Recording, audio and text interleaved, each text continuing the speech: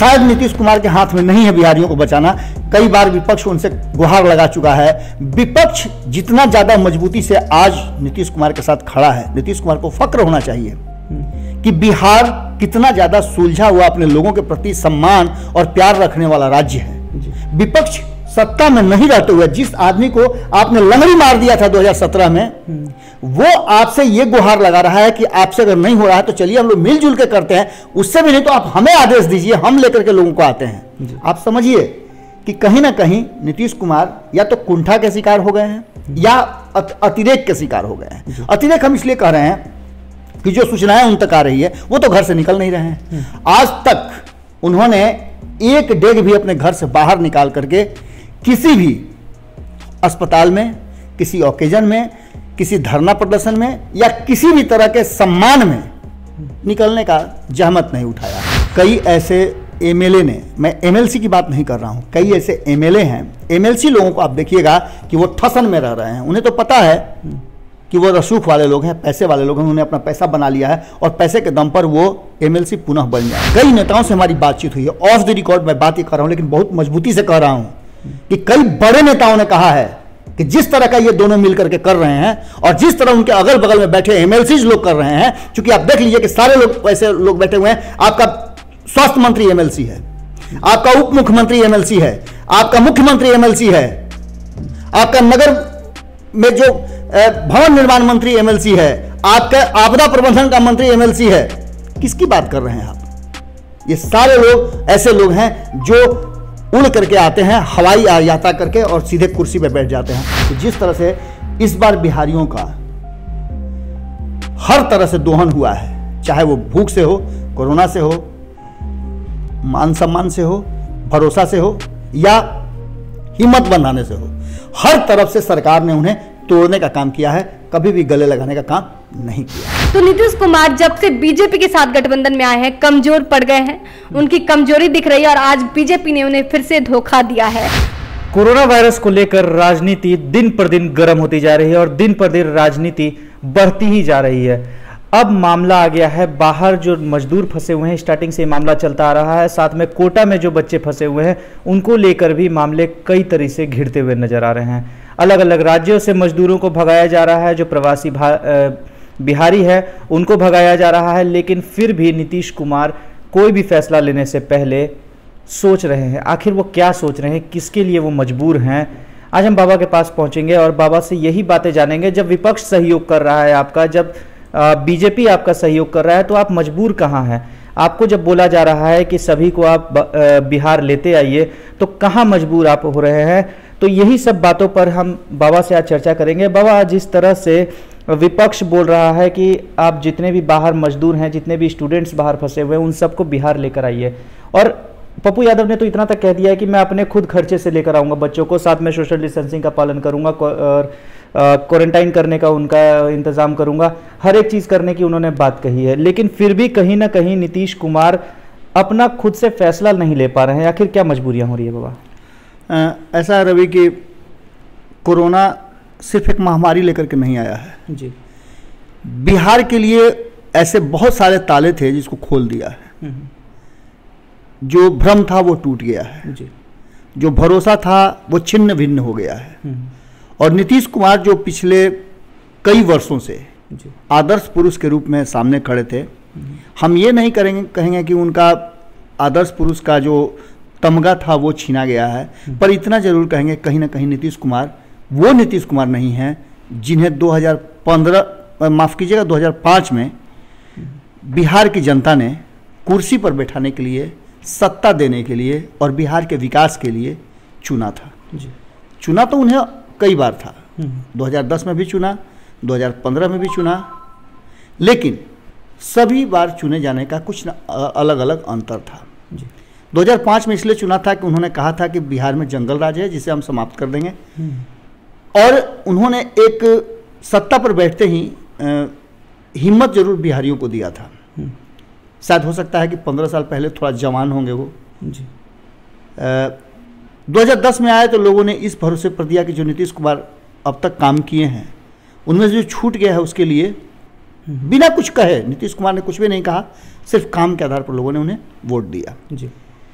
2013 में जो कुछ वो बोले हम कई बार रिपीट कर चुके हैं कि देश बर्बाद हो जाएगा, इसलिए वो नरेंद्र मोदी के साथ नहीं है, साथ छोड़ना चाहते हैं जी। फिर वही लोग उनके साथ आए जिन लोगों को लेकर के उन्होंने 2005 में बातें कही थी। लेकिन इन सब बातों की चर्चा हम बार बार क्यों कर रहे हैं जी। आज जो हमारे सामने स्थिति कोरोना ने पैदा कर दिया है, क्या हम इतना भी सक्षम नहीं हैं कि अपने बाल बच्चों को, अपने परिवार को अपने साथ रख सके जी। उस पिता के लिए इससे बड़ी त्रासदी क्या हो सकती है जिसके बच्चे अलग अलग जगह दाने दाने को बिलख रहे हों और पिता अपने घर में अपना जान बचा रहा हो। कहा तो यह भी गया था कोरोना के समय में, संजय जायसवाल का मुझे याद है, जो कोरोना के शुरुआती क्षण में उन्होंने एक लेख लिखा था जिसमें संजय जायसवाल चूंकि डॉक्टर हैं इसलिए उनकी बात को मैं कई बार कह चुका हूं, मानता हूं, कई डॉक्टरों की बात मैंने पढ़ी, कई लेख मैंने पढ़ा था। उसमें कोरोना को जब मैं जानने का प्रयास कर रहा था, हालांकि उसे जान नहीं पाया कि ये बीमारी है क्या जी।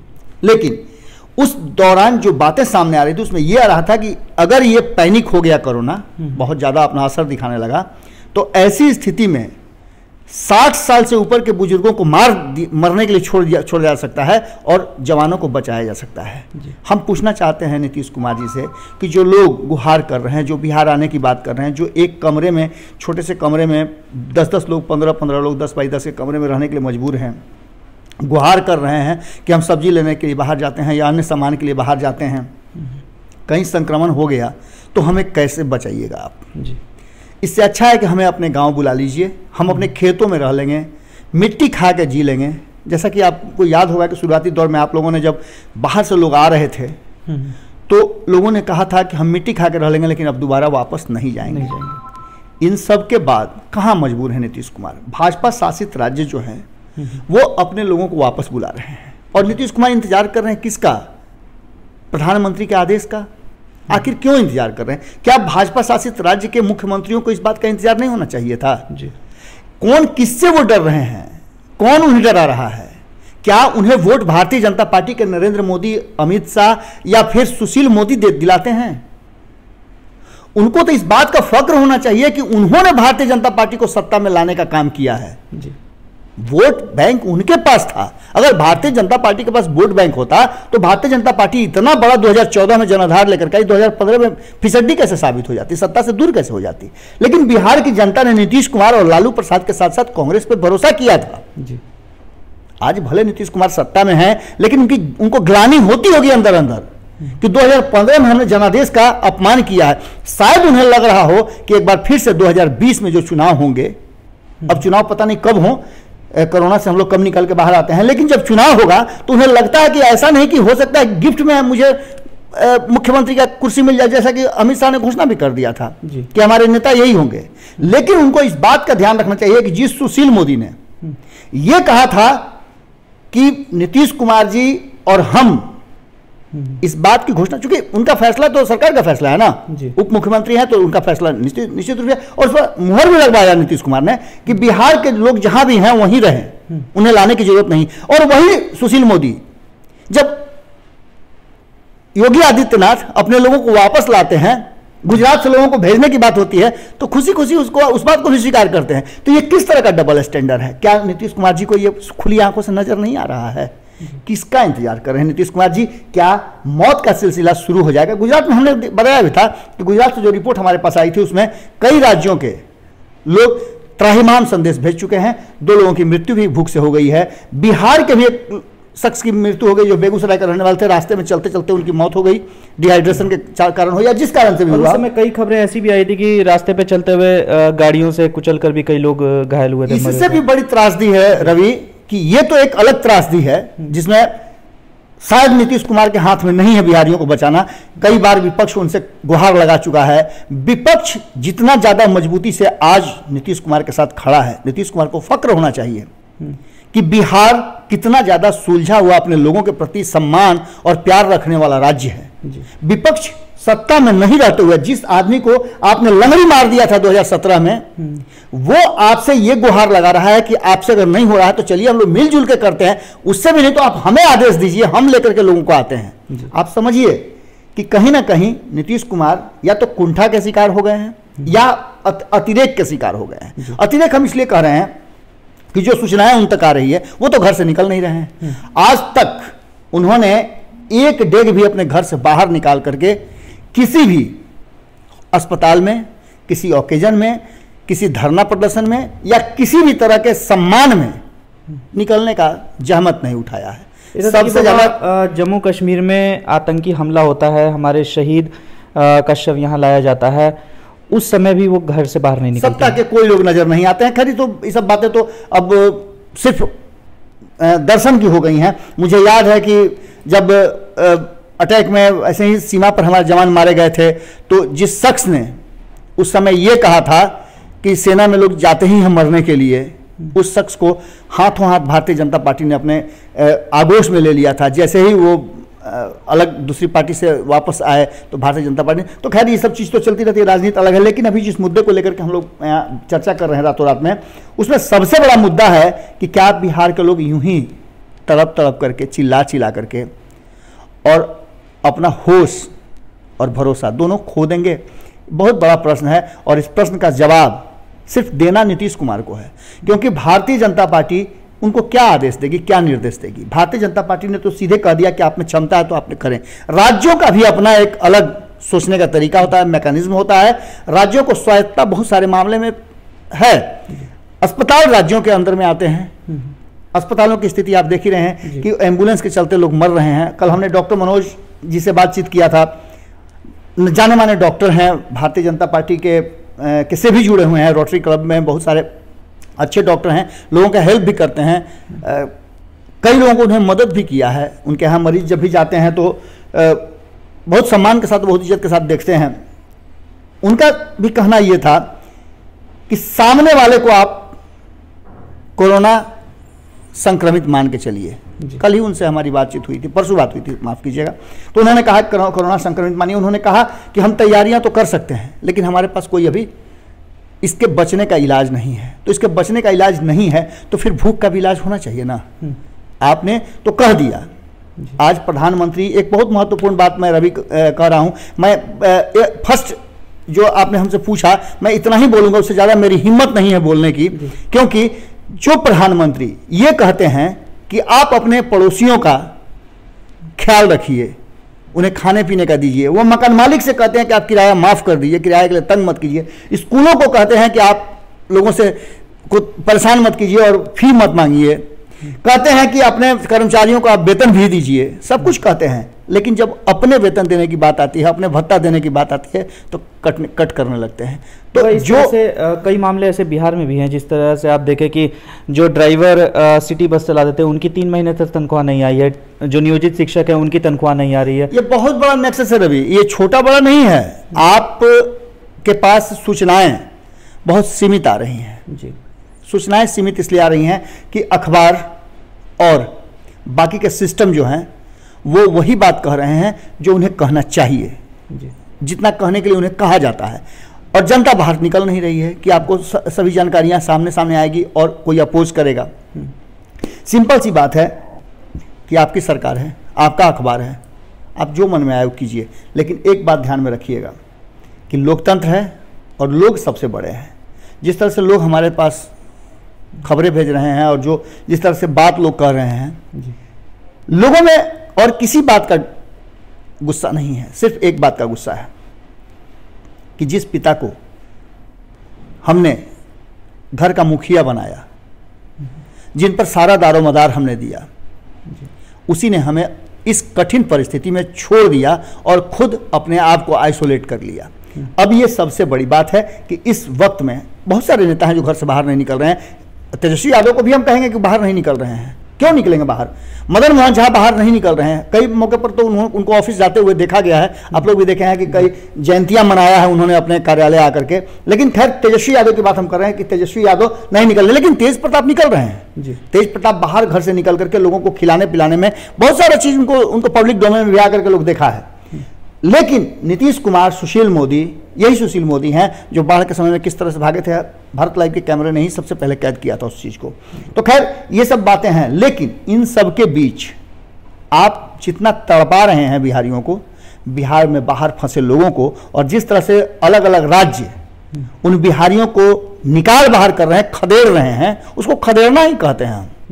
सुबह जब हम खबर कर रहे थे कल, तो मुझे बहुत दुख हुआ था जब हमें सूचना मिली थी कि गुजरात सरकार ने लोगों को ये कह दिया, वहाँ के एक सांसद ने, कि आपको अब अपने राज्य जाने की हम अनुमति दे रहे हैं।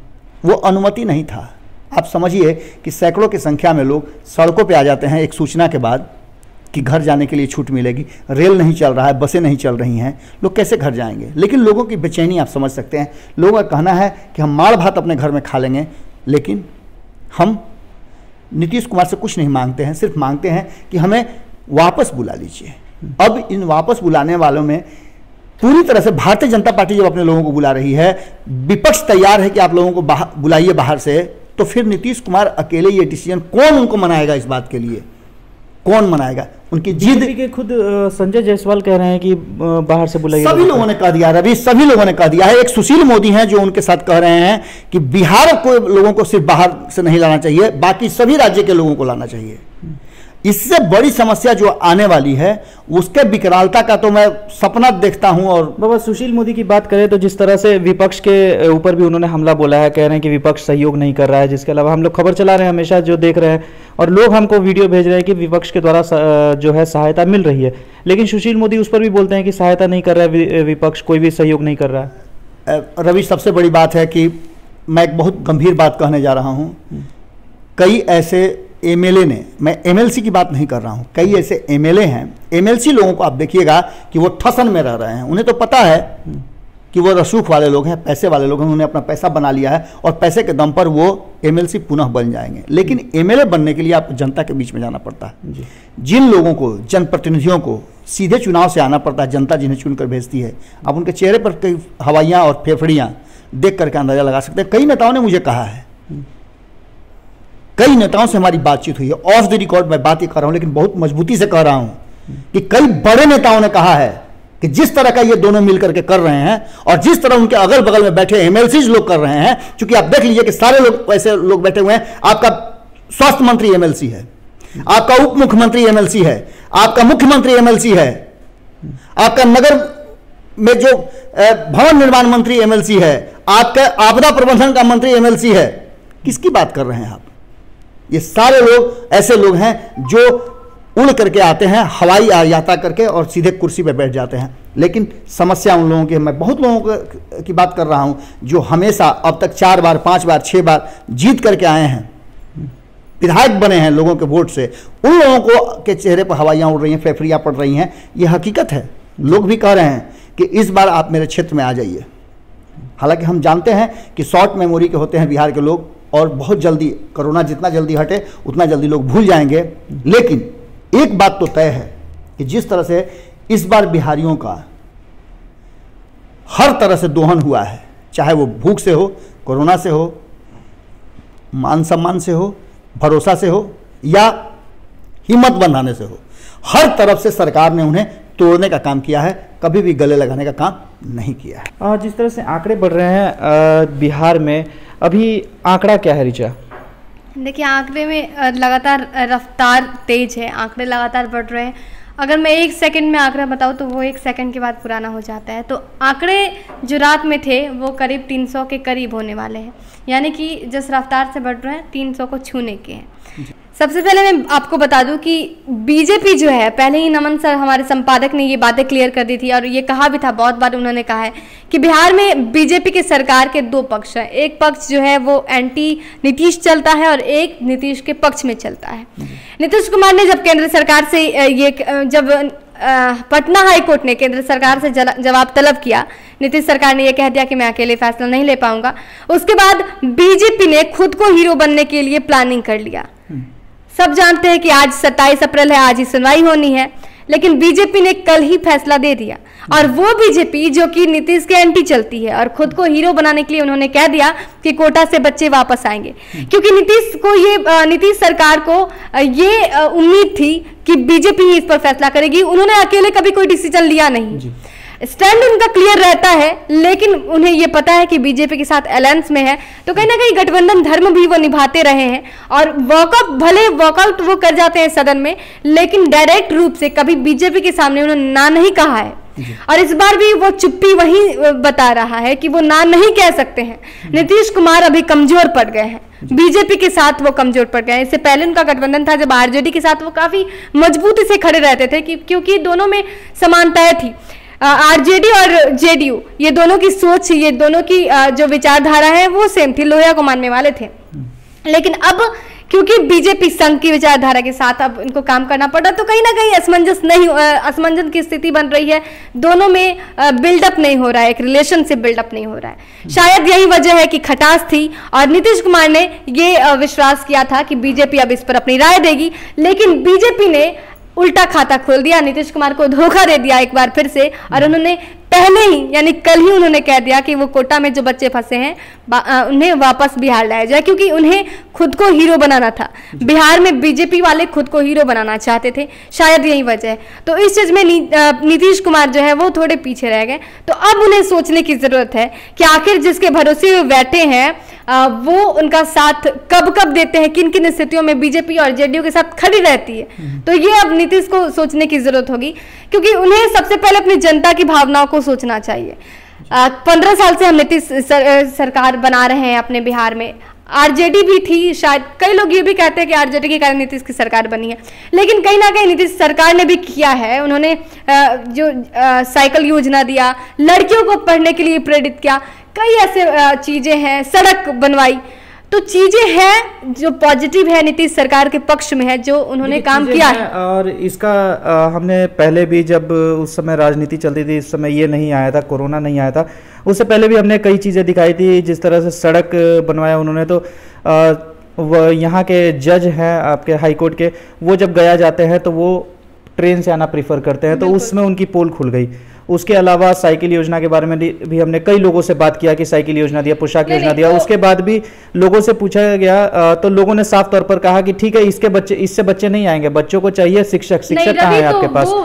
ये सारी चीजें पोले तो मैं बोलना ये चाहती हूँ कि बात यह है कि कोई भी सरकार अगर योजनाएं बनाती है, काम करती है, तो कहीं ना कहीं थोड़ी बहुत कमी रहती है। किसी भी सरकार ने 100% काम नहीं किया है, लेकिन जिस तरह से, क्योंकि मैं बेतिया से आती हूँ, अरेराज मेरा क्षेत्र पड़ता है, काफी रोड अच्छा है, इसलिए मैं कहती हूं, क्योंकि मैंने अपने आंखों देखा है, सड़क की स्थितियां देखी है, इसलिए मैं ये कह रही हूं कि सड़क पे तो वाकई नीतीश सरकार ने काम किया है। लड़कियों को साइकिल देने की बात एकदम सही बात है। और जिस तरह से लड़कियां, देखिए भले ही मिड डे मील के लोग में बच्चे जा रहे हो, लेकिन बच्चे स्कूल तक तो गए हैं। एजुकेशन नहीं मिल पा रहा है, लेकिन स्कूल तक तो पहुंचे हैं। पहली उनकी जो कार्यविधि थी, पहली जो प्लानिंग थी, वो पूरी हुई है। लेकिन बात यह है कि जो उन्होंने प्लानिंग किया, इनिशिएटिव लिया, वो इनिशियली तो स्टेज में बहुत बढ़िया रहा, लेकिन बेसमेंट तक वो नहीं पहुंच पाया। जो चीजें होनी चाहिए ग्राउंड लेवल पे उस चीजों को नहीं ले पाए। तो ये चीजें रह गई। और अब जब से बीजेपी का गठबंधन आया, तब से हर मुद्दे पर देखिए, एनआरसी देख लीजिए, सीएए देख लीजिए, सीएबी देख लीजिए, ट्रिपल तलाक देख लीजिए, आर्टिकल 370 देख लीजिए, हर मुद्दे पर कुछ ना कुछ प्रॉब्लम हुई है, खींचतान हुई है। और हमेशा राजनीति इसको लेकर गर्म भी हुई है, विपक्ष लगातार सवाल करता रहा है। तो नीतीश कुमार जब से बीजेपी के साथ गठबंधन में आए हैं, कमजोर पड़ गए हैं, उनकी कमजोरी दिख रही है। और आज बीजेपी ने उन्हें फिर से धोखा दिया है। उन्हें ये अब समझ लेना चाहिए कि उनको जो आगे की उनकी प्लानिंग है, आगे मिशन 2020 में रण में उनको आना है, तो पूरे दमखम के साथ आना पड़ेगा, क्योंकि कहीं ना कहीं अभी उनकी कमजोरी दिख रही है बीजेपी के कारण। जी, तो जिस तरह से गठबंधन बदलने के बाद जब एनडीए गठबंधन में नीतीश कुमार आते हैं, तो कहीं ना कहीं अब इसे मिशन 2020 कहिए या 2021 कहिए, क्योंकि मामला यहाँ तक पहुँच गया है कोरोना के प्रकोप से कि हो सकता है कि इलेक्शन में देरी भी हो। और जिस तरह से मामले बढ़ रहे हैं कोरोना के, और आपको बताना चाहूँगा एक खुशखबरी कल हमको और मिली थी, जिसमें 11 मरीज स्वस्थ होकर बाहर निकले हैं। तो जहाँ पे एक आंकड़े बढ़ रहे हैं, तो ऐसा भी है कि जो सही होकर भी लोग बाहर निकल रहे हैं। हालांकि अभी तक मौत का आंकड़ा सिर्फ 2 है बिहार के अंदर, और बाकी स्वस्थ होने वाले आंकड़े बढ़ चुके हैं। तो इसलिए एक खुशी की बात भी सामने आ रही है। लेकिन जिस तरह से नीतीश सरकार बाहर से लोगों को बुलाने की बात कर रही है, कहीं ना कहीं उसमें वो विफल नजर आ रही है। हालांकि बीजेपी ने भी उनका साथ इस मुद्दे पर छोड़ दिया है। मैं और अंत में कहना चाहूँगा रवि कि एक तरफ सरकार लोगों को बुलाने के लिए अपने हाथ खड़े कर चुके हैं कि मैं नहीं बुला सकता हूँ, और दूसरी तरफ आखिर किन लोगों के लिए रोजगार की बात कर रही है। जी, जब लोग को बुलाना ही नहीं है तो रोजगार किसके लिए आप सृजन कर रहे हैं और कितना रोजगार सृजन कीजिएगा आप? अगर रोजगार सृजन किए रहते तो ये स्थिति जो है वो देखने को नहीं मिलती। राजनीति बंद कीजिए और जो हकीकत है, वास्तविकता है, वो कीजिए। तो मैं चाहूंगा कि जितने भी दर्शक हमारे देख रहे हैं वो कमेंट के माध्यम से हमसे जुड़ सकते हैं और अपने सुझाव और अपने विचार हमारे सामने रख सकते हैं। हम सभी कमेंट्स को पढ़ते हैं और सभी सुझावों को हम अपने चैनल पर उसको सामने लाते हैं। अगर आपको चैनल अच्छा लग रहा है, आप वीडियो अच्छा लग रहा है, तो आप इसको लाइक जरूर करें, साथ ही साथ चैनल को सब्सक्राइब कर लीजिए ताकि अपडेटेड खबरें आपको टाइम टू टाइम मिलती रहें और जो निष्पक्ष खबरें हैं वो आपके पास पहुंचती रहें। चैनल को सब्सक्राइब करना मत भूलिएगा। सब्सक्राइब करने के बाद बेल आइकन दबाना मत भूलिएगा ताकि खबरों से आप हमेशा के लिए जुड़े रहें। धन्यवाद।